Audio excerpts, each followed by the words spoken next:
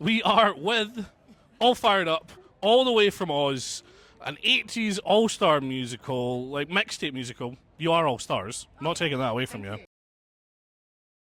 And it's the story of, well, it's a pretty standard story of getting to that stage in your life where you go, where's the joy and the thrill? What's next? I had that as a kid and it's gone somewhere.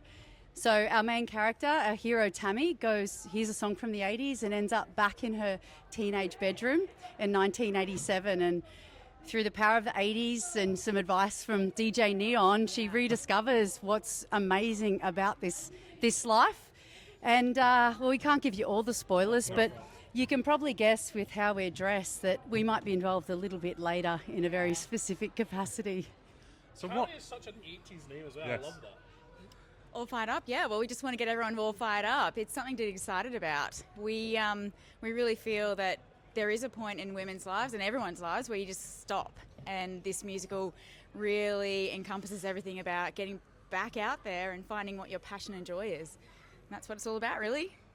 And Tammy is such a quintessential 80s name, isn't it? Yeah. Tammy Tooth.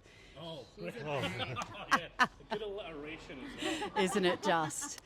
So what brought you here to the Fringe? Obviously the show itself, but why did you choose Edinburgh Fringe?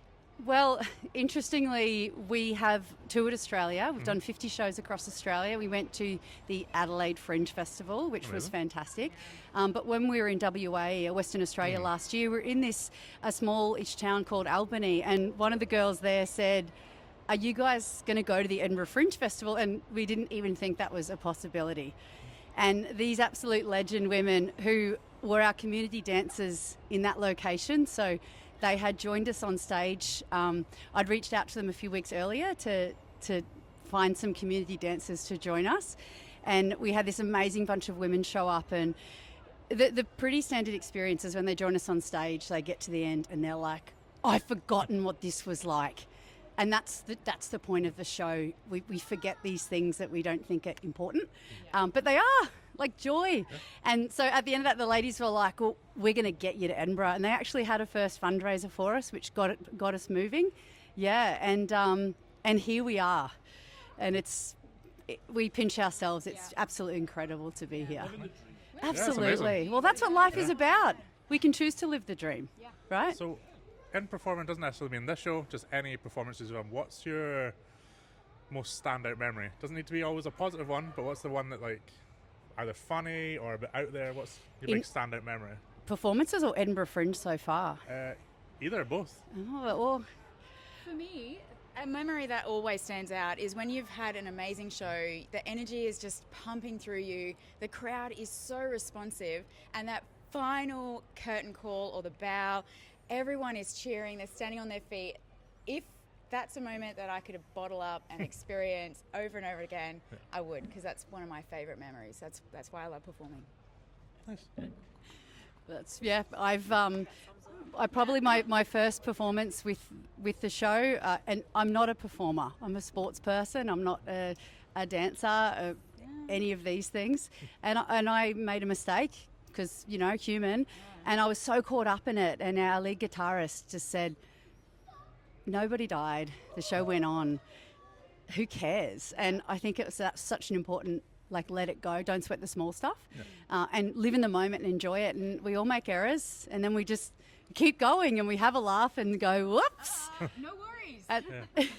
No. Well, that's our very Australian saying, isn't it? No worries. No worries. Ladies? Yeah, for me, this is a dream I didn't even know I had, but it's amazing to be here and the opportunities that we've been given. And a really key part of the show is the community dancer element. So anyone that's in the vicinity of Studio One in Edinburgh who would like to join us on stage is more than welcome. They can come. The hot boxes, that's us, will teach you the moves and the day before the show, and they can join us on stage for part of the show and really just get the experience as well for themselves, because it's an amazing opportunity. And who doesn't love a little bit of fluoro lycra? Breathable too.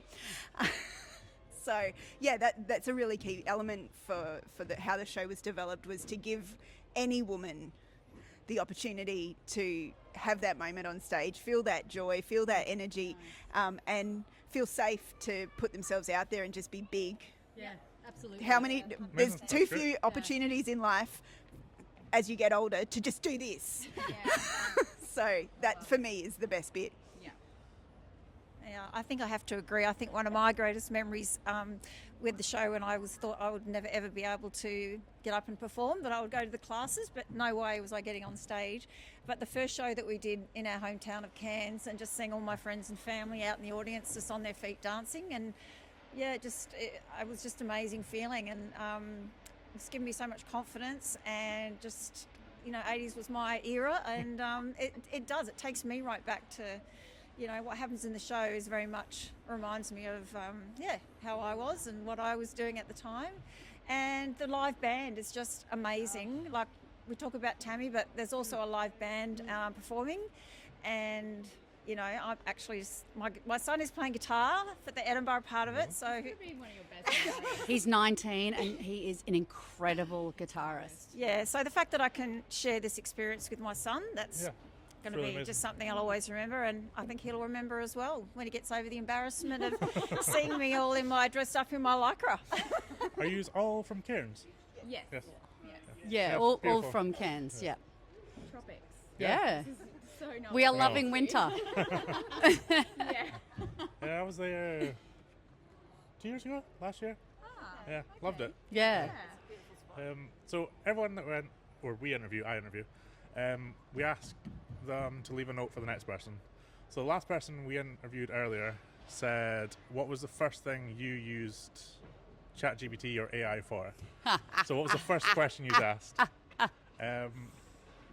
The first thing I use ChatGPT for, my second subject in my postgraduate Bachelor of Psychology, so obviously not as a teenager, like recently, I did get it to start me on an assignment that I maybe had not done the work for. But as an adult, I didn't just blindly trust it, but it definitely helped me get the ball rolling.